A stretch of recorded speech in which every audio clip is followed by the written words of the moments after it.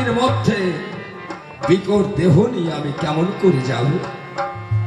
ও মা, আর মাত্র 2 প্রহর রাত।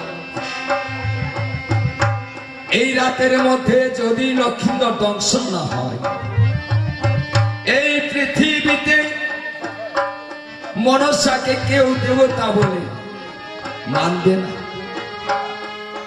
অন্তরে যাবি মনসা শিউজা পর্বত থেকেই অন্তরে জেনেছে। যুক্তিকারক নেতাকে বলেন, ওরে নেতা, এখন উপায় কি? সত্য কথা, এই বিকট দেহ নিয়ে হাজার বাতি দিয়ে দীপ প্রকার করছে, একটা সূর্য যদি পড়ে যায় সুষ্টাও পাওয়া যায়। এখন উপায় ছোট বলছে, তোর একটি কাজ করতে হবে। কি কাজ? দেবরাজ ইন্দ্রর কাছে যা। দেবরাজ ইন্দ্রের কাছ থেকে 49 মেঘ পবন বায়ু শিলা বৃষ্টি ঝড় ঝটিকায় আনায়ন করতে হবে।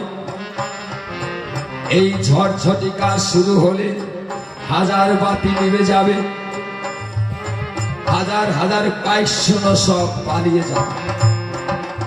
সঙ্গে সঙ্গে মনসাই আজ স্বর্গে গমন করেছে। দেবরাজ ইন্দ্রের কাছে গিয়ে বলছে, ওগো দেবরাজ, ওগো দেবরাজ, আমি বড় বিপদে পড়ে এসেছি। কি বিপদ? আমি দেবতা কুলে জন্ম নিয়ে মানবের সঙ্গে করলাম পালনা। আজ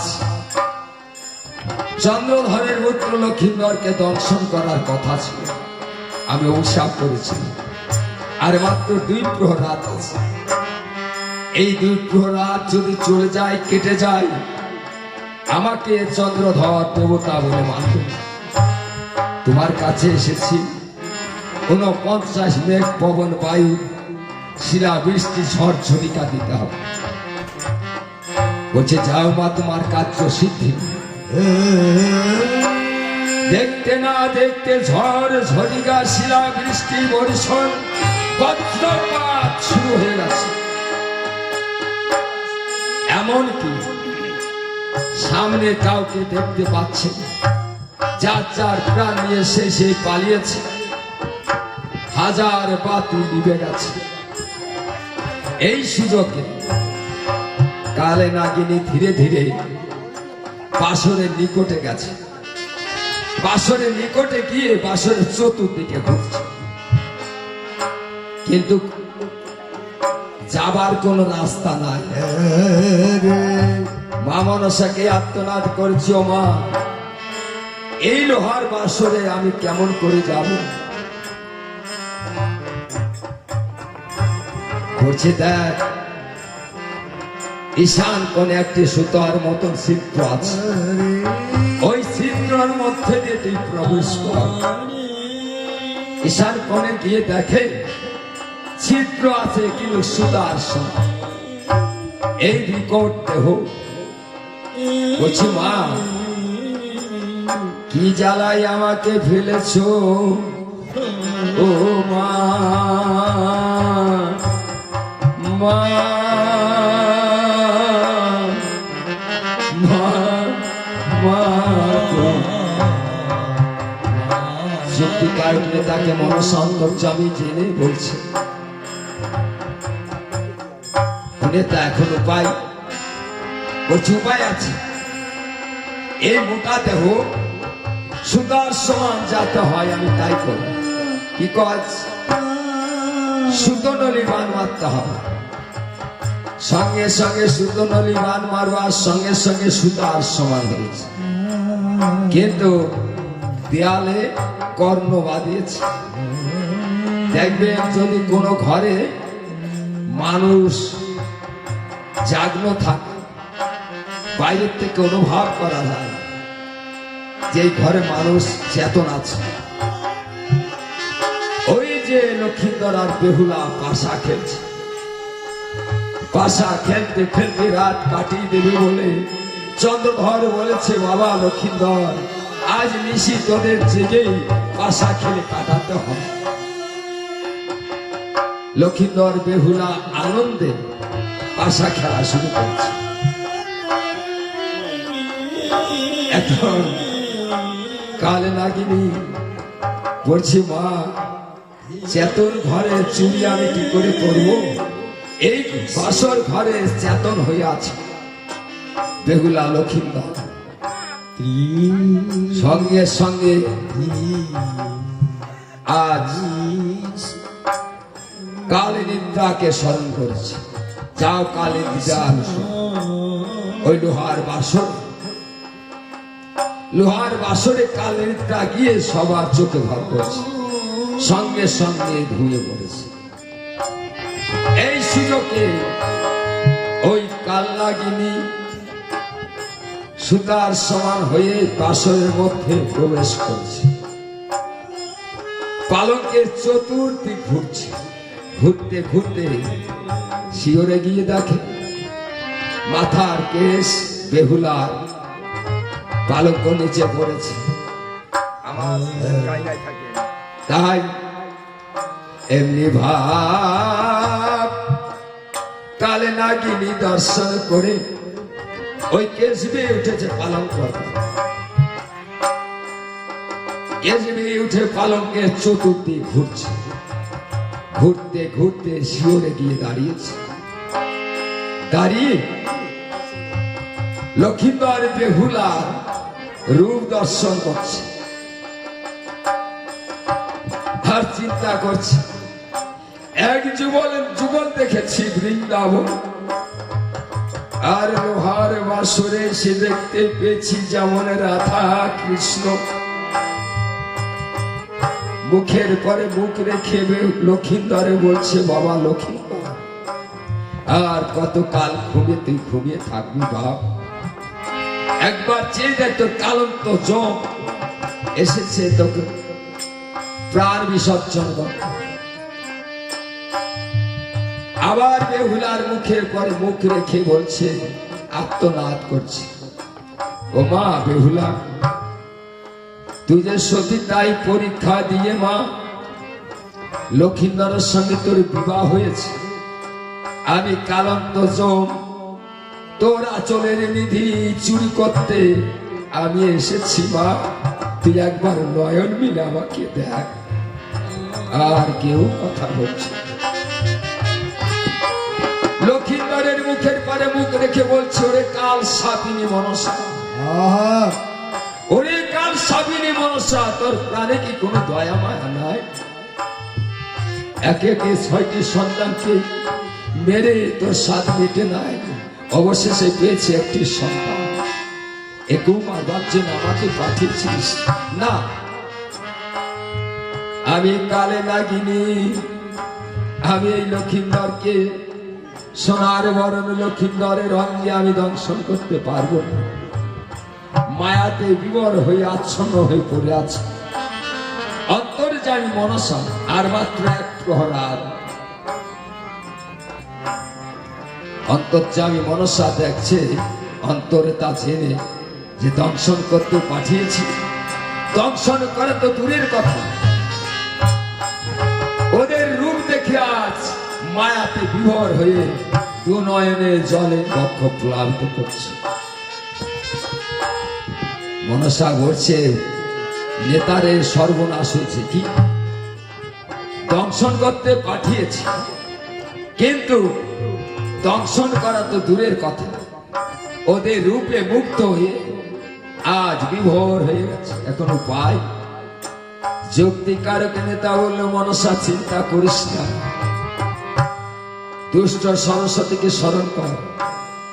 এই দুষ্ট সরস্বতীকে স্মরণ করার সঙ্গে সঙ্গে মা কেন রেখেছ?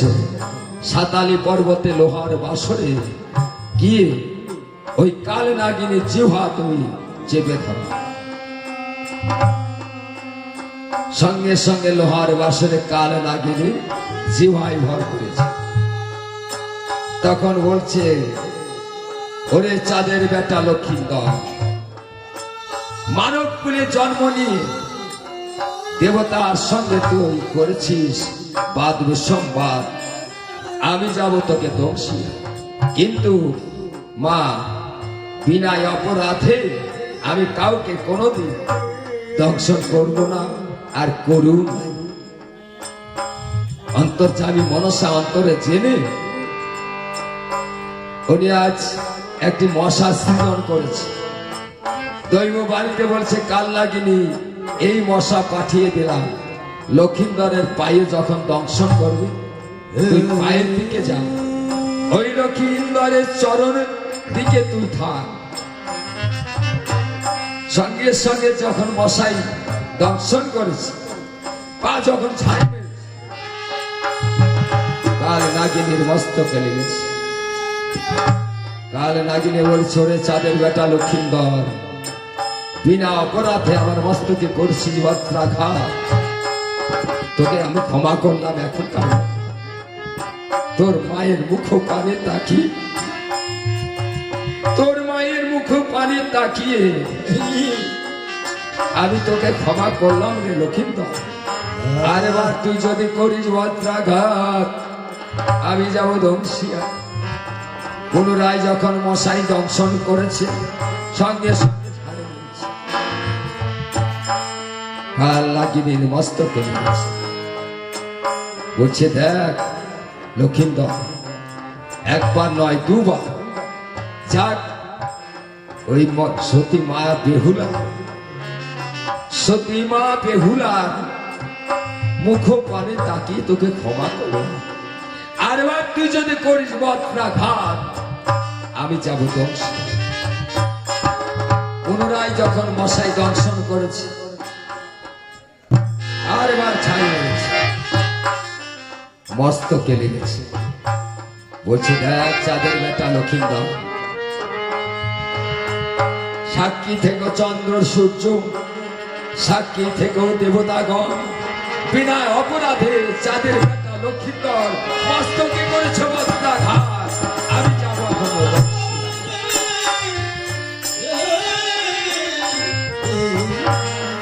চন্দ্র সূর্যকে সাক্ষী রেখে, ৩৩ কোটি দেবতাকে সাক্ষী রেখে বজ্র কামড় মেরেছে। কামড় মারার সঙ্গে সঙ্গে নিচে নেমেছে। কাল নাগিনীর দুষ্ট সরস্বতী সরে গেছে আসতে। এখন চিন্তা করছি, দেখি কাল নাগিনী বিষ লক্ষিন্দর কেমন করে সহ্য করতে পারে। আজ বিষের জ্বালায় ছটফট ছটফট করছে, মারে বাবার বলে চিৎকার করছে, বেহুলাকে বারবার ডাকছে। বেহুলা কাল ঘুমিয়েছে, আর জনম দুঃখিনী মা বাড়িতে বসে বসে রাত কাটিয়ে দিচ্ছে, যে কখন কোন সময় কি সংবাদ আসে। প্রাতকাল হলে পরে পাড়া প্রতিবেশীদেরকে ডেকে আজ আমরা আনন্দ করব, এই মনোভাব নিয়ে সনেকা সুন্দরী বসে বসে চিন্তা করছে। এখন